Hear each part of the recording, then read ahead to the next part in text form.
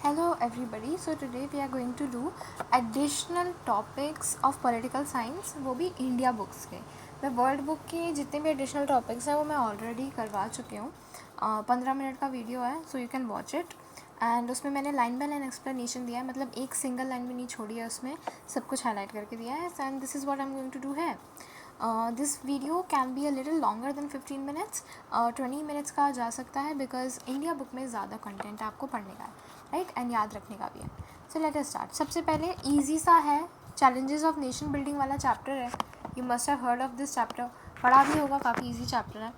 इसमें अब हम लोग पटेल के बारे में पढ़ेंगे और उन्होंने, आपने सुना होगा, प्रिंसली स्टेट का रीऑर्गेनाइजेशन कह रही हूँ, इंटीग्रेशन में बहुत बड़ा योगदान था इनका. आयरन मैन भी कहा जाता था. ठीक है, सो आज हम पढ़ेंगे उसी के बारे में. तो ये क्या थे, ये जो हमारे पटेल थे वो हमारे पहले डेप्यूटी प्राइम मिनिस्टर थे, उसके अलावा होम मिनिस्टर भी थे. ठीक है, पहले. और ये खेड़ा सत्याग्रह में भी इन्होंने पार्टिसिपेट किया था 1918 में. आपने हिस्ट्री में पढ़ रखा है. खेड़ा 1918 में और बारडोली सत्याग्रह 1928 में. तो इसमें आपको करना क्या है, इसमें आपको तो एक ये चीज़ याद रखनी है कि बारडोली में और खेड़ा में इनका योगदान रहा है, इन्होंने पार्टिसिपेट करा था. और बारडोली सत्याग्रह पे क्वेश्चन बनता है कि ये कब हुआ था, तो it is 1928. You must remember that. ठीक है, उसके बाद इसमें क्या कह रहे हैं, उसके बाद इसको मैं थोड़ा और जूम कर देती हूँ.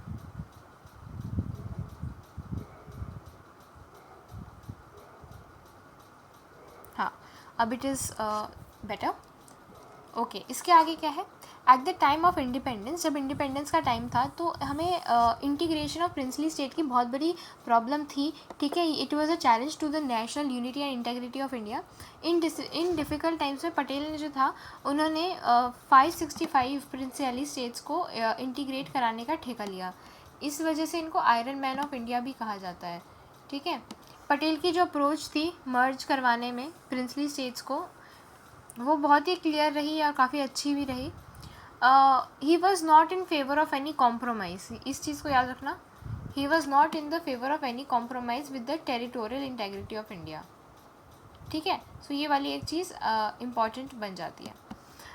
Bye his political experience, diplomatic prowess and foresightedness, 565 principally states में से कुछ ने तो पहले अपना कंसेंट दे दिया था इवन बिफोर अचीविंग इंडिपेंडेंस.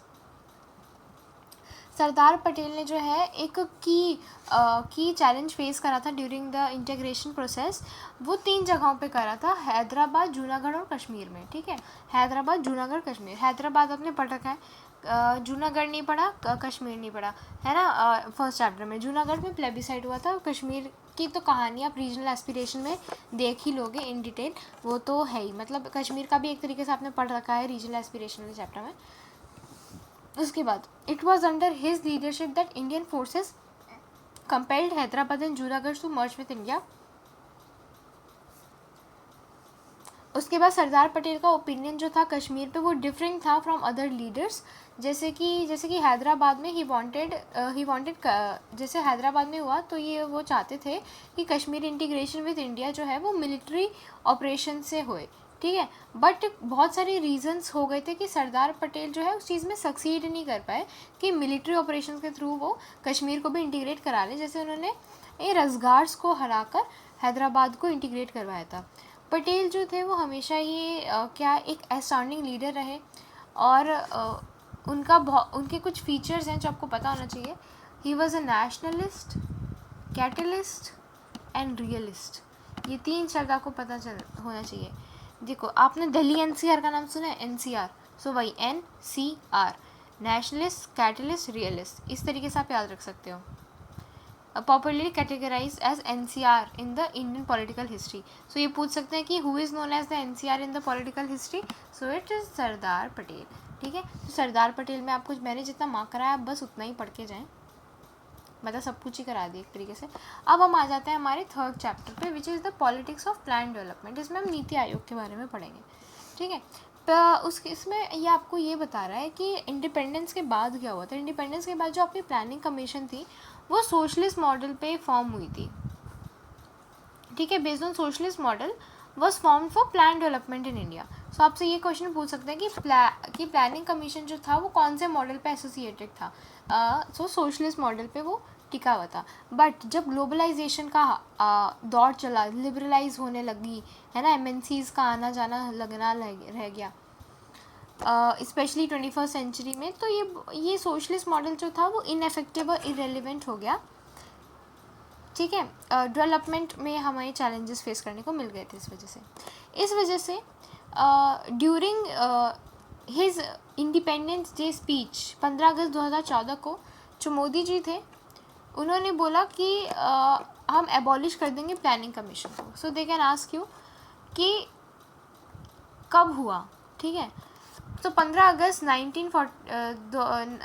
2014 में प्राइम मिनिस्टर नरेंद्र मोदी ने जो है he talked about the abolition of planning commission. ठीक है, नीति आयोग जो था was constituted in place of planning commission on 1 जनवरी 2015। ठीक है, ये चीज़ याद रखना कि जैसे कि आपको पता होगा लीग ऑफ नेशन का सक्सेसर यूएन था, वैसे ही जो प्लानिंग कमीशन है उसका सक्सेसर नीति आयोग है जो 1 जनवरी 2015 को आया। जो क्या करता है, इसका ऑब्जेक्टिव क्या है, ये नेसेसरी और टेक्निकल एडवाइस देता है यूनियन गवर्नमेंट को regarding the policy making eight central and state level. बहुत ही ज़्यादा इंपॉर्टेंट है, स्टेटमेंट बेस्ड क्वेश्चन आ जाता है।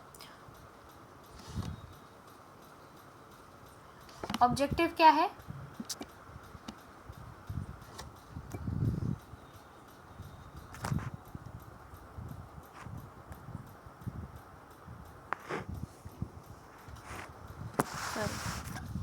ऑब्जेक्टिव क्या है इसका, objective of providing necessary technical advices to union as well as the union and the state level governments. जो प्राइम मिनिस्टर हैं ये इसके एक्स ऑफिशियो चेयरपर्सन है। ठीक है, and he appoints vice chairperson of NITI Aayog. अब ये पूछ सकते हैं कि who appoints the vice chairperson of NITI Aayog. So prime minister appoints the vice chairperson, ex officio chairperson is prime minister, vice chairperson को ये प्राइम मिनिस्टर अलॉट करता है। जो हमारा first vice chairperson NITI Aayog का था उनका नाम अरविंद था, अरविंद पनागरिया। ठीक है, और श्री सुमन बेरी जो थी वो अभी करंट वाइस चेयरपर्सन है। ठीक है, Suman Bery is the current vice chairperson. So पहले थे अरविंद, दूसरी थी मतलब लेटेस्ट है सुमन। ठीक है, to harmonise the interest of national security and economic policy and to prepare strategic and long term framework of policy and programme, NITI Aayog जो है it acts as a think tank to union government. बहुत ही ज़्यादा important mark कर लेना, नीति आयोग क्या है, it is a think tank of union government. और ये कौन से अप्रोच फॉलो करता है, ये बॉटम अप अप्रोच फॉलो करता है। नीति आयोग जो है एक्ट करता है in the spirit of cooperative federalism, ये भी बहुत इंपॉर्टेंट, कोऑपरेटिव फेडरलिज्म पे काम करता है। Equal participation of all states in the country, ये यहाँ से पता है स्टेटमेंट बेस्ड क्वेश्चन CUET में बहुत बार आए हैं, इवन आपको मॉक टेस्ट में भी दिख रहे होंगे।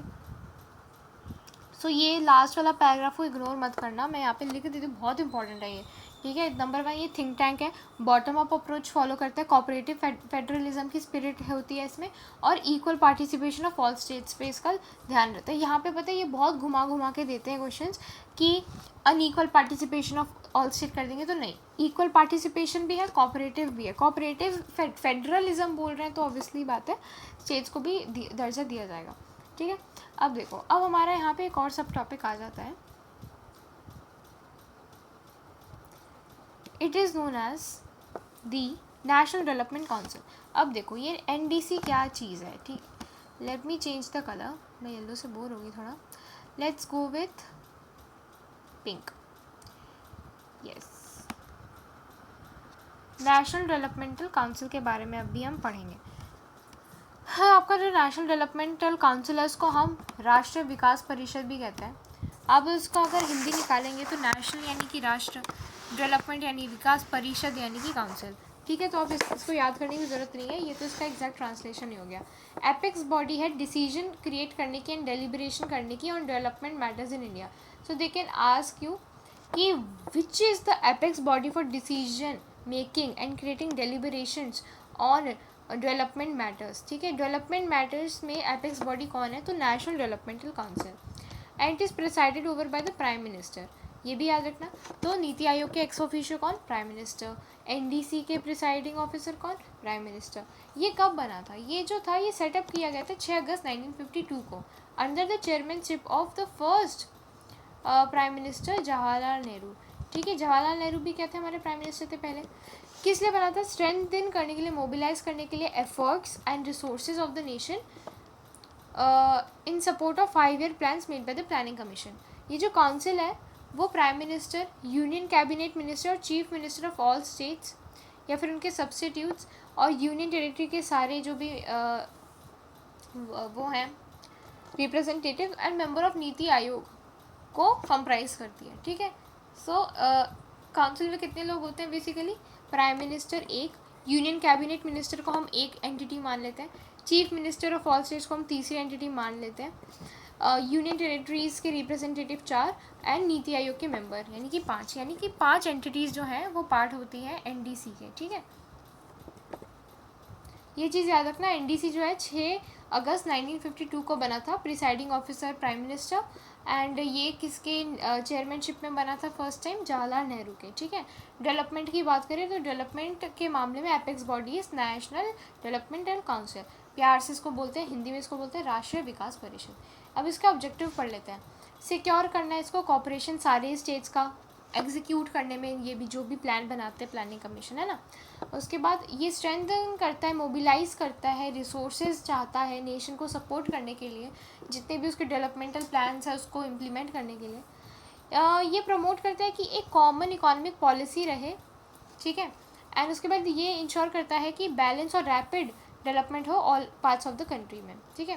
यानी ये तो मतलब अच्छी अच्छी बातें ही होगी, एक तरीके से कुछ रटने का है नहीं इसमें। फंक्शन क्या है? ये एक गाइडलाइन प्रिस्क्राइब करता है for the formulation of national plan. ठीक है। असेसमेंट ऑफ रिसोर्सेज कैसे करना है, फलाना ढिमकाना।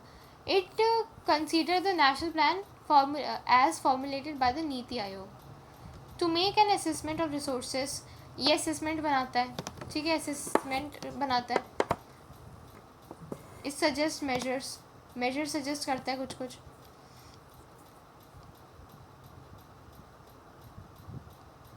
रिव्यू करता है वर्किंग ऑफ द प्लान,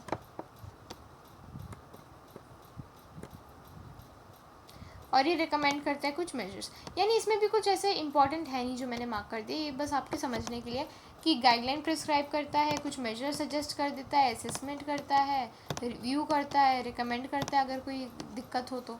ठीक है, तो इसमें कुछ है नहीं, सारी अच्छी अच्छी बातें लिखी हैं। यहाँ पे जो ऊपर जो हाईलाइट किया है ना वो पढ़ लेना अच्छे से, that will be sufficient for you.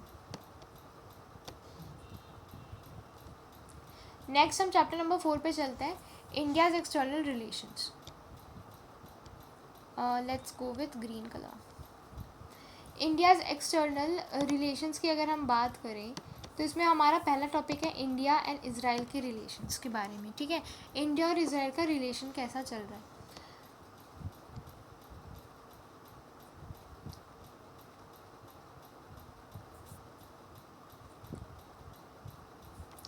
एक चीज़ दोनों में ये है कि हम दोनों ही ब्रिटिश कॉलोनियल रूल में रहे हैं। ठीक है, यानी कि इंडिया भी ब्रिटिश कॉलोनियल रूल में था, आज़ाद हुआ 47 में। इज़राइल भी ब्रिटिश कॉलोनी के अंडर था, इंडिपेंडेंस भी इसको एक साल बाद मिली 48 में। ठीक है, हमारे हिस्टोरिकल और कल्चरल टाइम बहुत ही टाइम्स ऑफ इमेमोरियल से हैं। हमारे डिप्लोमेटिक रिलेशन जो है वो फॉर्मली हम दोनों के बीच में इस्टेब्लिश हुए थे 1992 में। ठीक है, ये 1992 is very important date, remember करना है इसको। जो दोनों के बीच में रिलेशन है, ये दोनों डेमोक्रेटिक नेशंस में, दोनों ही डेमोक्रेटिक नेशन से, याद रखना, ये और इंटेंसीफाई हो गए जब हमारे गवर्नमेंट के 2 हेड्स जो हैं 2017 में 18 में एक जगह विज़िट करे थे। ठीक है, यहाँ पे कर सकते हैं 2 heads of government in 17 and 18, यहाँ पे मैं मार्क कर रही हूँ। ठीक है, यानी कि हमारे रिलेशंस तो टाइम्स ऑफ इमेमोरियल से थे, हावेवर थोड़े अनएक्सप्लोर्ड रहे हैं थ्रू आउट, लेकिन 1992 में फॉर्मली इस्टेब्लिश हुआ। हम दोनों में एक सिमिलैरिटी है कि हम दोनों ब्रिटिश रूल में रहे हैं, और फर्दर हमारा रिलेशन इंटेंसीफाई तब हो गया जब हमारे 2 हेड्स जो है गवर्नमेंट के 17-18 में एक दूसरे की जगह विजिट करें। The 2 nations have started cooperation in various field, security, defence, counter terrorism, space research, water, energy, agriculture development में। अब इंडियाज़ न्यूक्लियर प्रोग्राम करते हैं, उस बाद वीडियो को ख़त्म करते हैं। नेक्स्ट चैप्टर में नेक्स्ट वीडियो में मैं बाकी के उठाऊंगी, क्योंकि 15 मिनट ऑलरेडी हो चुके हैं, ठीक है। तो ये लास्ट टॉपिक कर लेते हैं। इंडिया की जो न्यूक्लियर पॉलिसी है वो हमेशा से पीस ओरिएंटेड रही है। क्लियर इंप्रेशन है हमारा नो फर्स्ट यूज़ वाला, ठीक है। नो फर्स्ट यूज़ यानी हम पहले हथियार नहीं उठाएंगे, न्यूक्लियर नहीं उठाएंगे।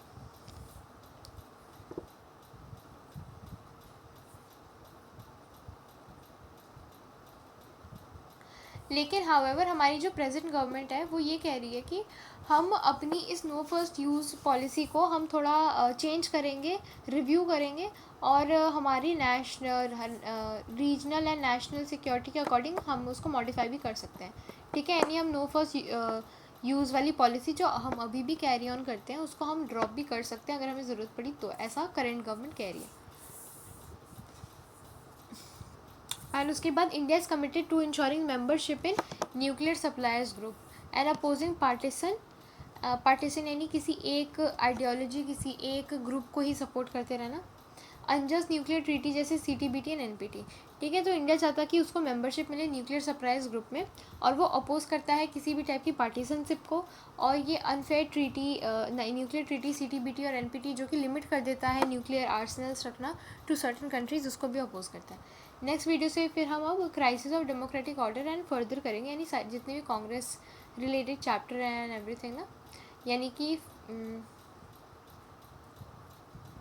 5 पन्ने और रह गए हैं। Ram Manohar Lohia and regional aspiration में कश्मीर इशू पे है थोड़ा बहुत, and then we are done. Okay, thank you.